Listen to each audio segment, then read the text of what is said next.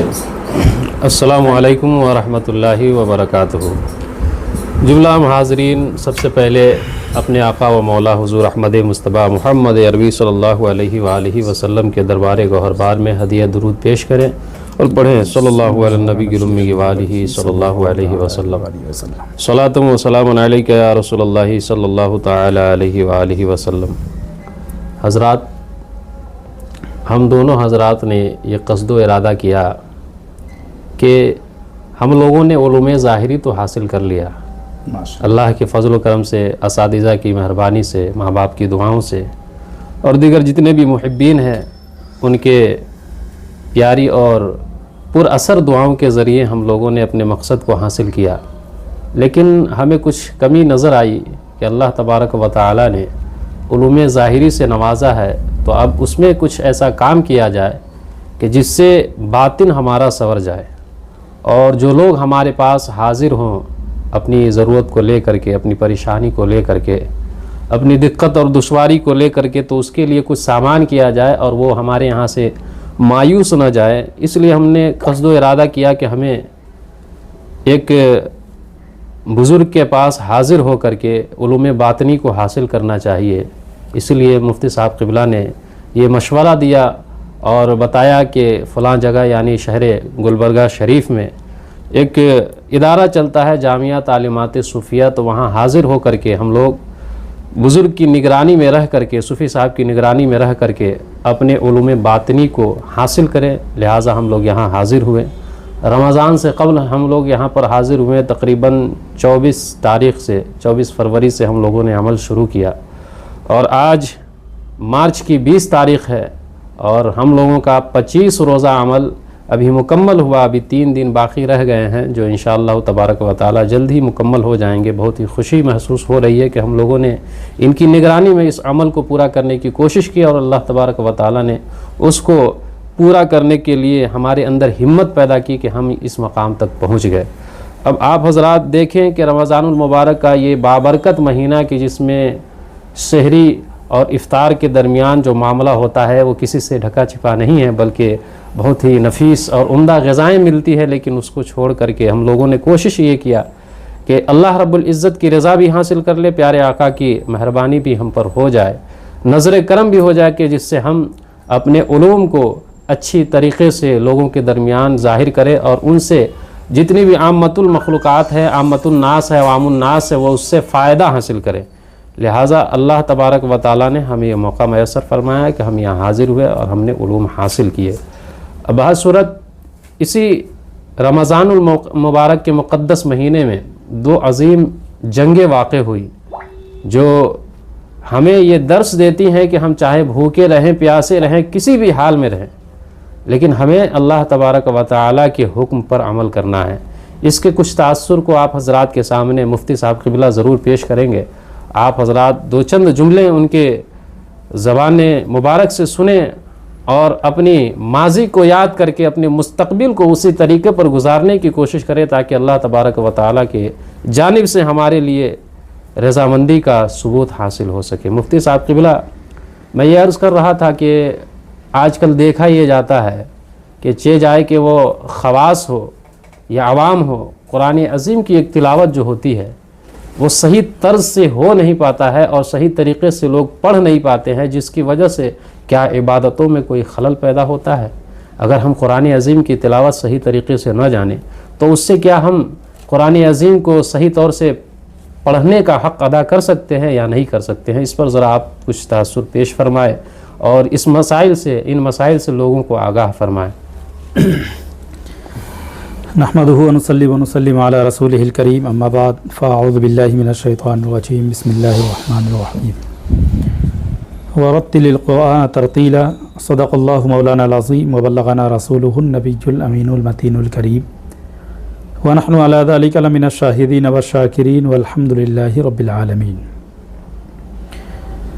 صلی اللہ علی النبی الأمی وآلہ صلی اللہ تعالی علیہ وآلہ وسلم۔ سب سے پہلے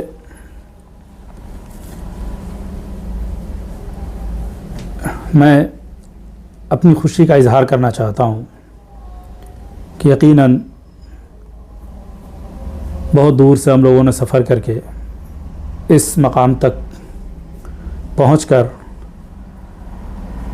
اور اس عمل کی دنیا میں ہم لوگوں نے جو قدم رکھا، یقیناً جیسا کہ استاذ العاملین الشیخ صوفی طالب اطہر القادری صاحب قبلہ استاذ محترم نے جیسا ابھی بتایا، یقیناً ہم لوگ جو ہے اس سے پیشتر ایک دو مرتبہ ملاقات ہو چکی ہے حضرت سے، اور اس سے پہلے بھی آپ ہی کے سوال کے متعلق میں نے ایک سیمینار میں تھوڑی سی بات کہی تھی، اور یہی کہی تھی کہ میرا دورہ کافی ادھر ادھر ہوتا ہے، رشتہ داروں کے پاس جانا، دوستوں احباب کے پاس جانا یا دیگر چیزوں کو اٹینڈ کرنا، تو اس میں نے یہ کہا تھا کہ میں بہت ساری چیزوں کا چکر لگاتا ہوں، دیکھتا ہوں بہت سارے ایسے لوگ جو اس لائن کی طرف جا رہے ہیں جو صحیح سے طہارت کا مسئلہ نہیں جانتے، صحیح سے استنجا کا طریقہ نہیں جانتے،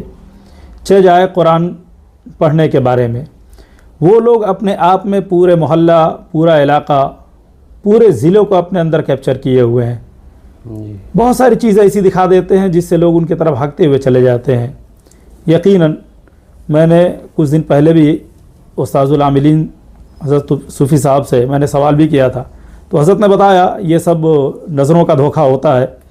تو میں یہ چاہتا ہوں، جیسا کہ آپ نے بھی سوال کیا،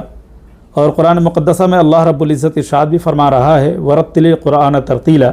یعنی قرآن کو خوب ٹھہر ٹھہر کر بہت اطمینان کے ساتھ پڑھیں۔ اب میں آپ کو بتاؤں کہ قرآن وہ مقدس کتاب کہ اگر انسان قرآن کو صحیح طریقے سے نہیں پڑھتا ہے، اس کے مخارج کے ساتھ اگر نہیں پڑھتا ہے، تجوید کا خیال نہیں کرتا ہے، تو نماز قبول ہونے کی دور کی بات ہے، قرآن اس انسان پر لعنت کرنے لگتی ہے۔ اللہ اکبر، اللہ اکبر۔ تو یہ جو راستہ ہم لوگوں نے اپنایا حضرت کے دست شفقت پہ، اور انہی کے نگرانی میں ہم لوگوں نے جو عمل شروع کیا، یقیناً حضرت جب بولے اس عمل کو شروع کرنے کے لیے تو ہم لوگ کوشش بھی کیے، اور آپ کی بڑی مہربانی میرے ساتھ یہ ہوئی کہ میں جب بھی قدم کو پیچھے ہٹانے کی کوشش کرتا، پھر آپ یاد دلا دیتے کہ ہم لوگ بہت دور سے چل کر کے آئے ہیں، کہیں ایسا نہ ہو کہ وقت ضائع ہو جائے۔ حالانکہ ابھی میں حضرت سے ایک سوال بھی کروں گا کہ ترک جلالی ایکچولی ہے کیا، لیکن میں آپ کو بتاؤں ہم لوگوں کو یہ معلوم بھی نہیں تھا، کیا یہاں پہنچنے کے بعد ساری چیزوں کو چھوڑنا پڑتا ہے۔ جس چیز کو انسان 24 گھنٹے میں اگر ایک مرتبہ بھی نہ ملے تو تل ملا جاتا ہے، آپ لوگ سمجھ رہے ہوں گے۔ اب کنٹینیو 25 دنوں سے جب ہم لوگ باہر نکلتے ہیں، ہم ساری چیزوں کو دیکھتے ہیں، من تو کرتا ہے لیکن ہم اپنے آپ کو روکے ہوئے ہیں۔ یقیناً حضرت کی شفقت بھی ہے اور ان کا خاص دوستانہ تعلق کہیے کہ انہوں نے زبردستی کیا کہ جب ہم لوگ اتنے دور سے آ گئے ہیں تو ایسا کرتے ہیں کہ جمالی تو ہم لوگ اپنے یہاں بھی کر لیں گے، حضرت کی نگرانی میں ہم لوگ ترک جلالی کر لیتے ہیں۔ تو میں پوچھا کہ ترک جلالی کیا ہے، تو یقیناً حضرت ابھی بتائیں گے کہ ترک جلالی کیا ہے۔ اب میں اپنے موضوع کی طرف آؤں کہ میں ناظرین جتنے بھی دیکھ رہے ہیں، جس میں یہ چاہتا ہوں کہ جتنے علماء ہیں یا جو لوگ مدرسے سے تعلق رکھتے ہیں، ائمہ ہیں، اس ٹائپ کے جتنے بھی لوگ ہیں، میں یہ چاہتا ہوں کہ کچھ نہ کچھ ہم اس فیلڈ میں قدم کو رکھیں۔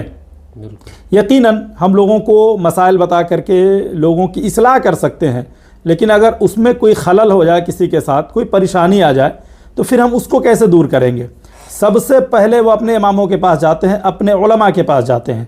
جب وہاں سے وہ فائدہ نہیں پا پاتے تو پھر وہ غیروں کے طرف جاتے ہیں۔ تو کبھی کبھی ایسا ہوتا ہے کہ وہ ایسے لوگوں کے پاس چلے جاتے ہیں جو کبھی قرآن کھول کے نہیں دیکھا ہوتا ہے۔ بالکل چجا پڑھنے کی بات، ہم لوگ جس چیز کو پڑھ رہے ہیں اس میں قرآن کی آیتیں ہیں، قرآن کی صورتیں ہیں، اور دیگر اور بھی ہیں وظائف ہیں، سب کا تعلق عربی سے ہے، اور قرآن بھی عربی کی کتاب ہے۔ تو میں چاہوں گا کہ سارے لوگ اس کو تھوڑا ہی تھوڑا، جتنا ممکن ہو، جتنا میسر ہو سکے،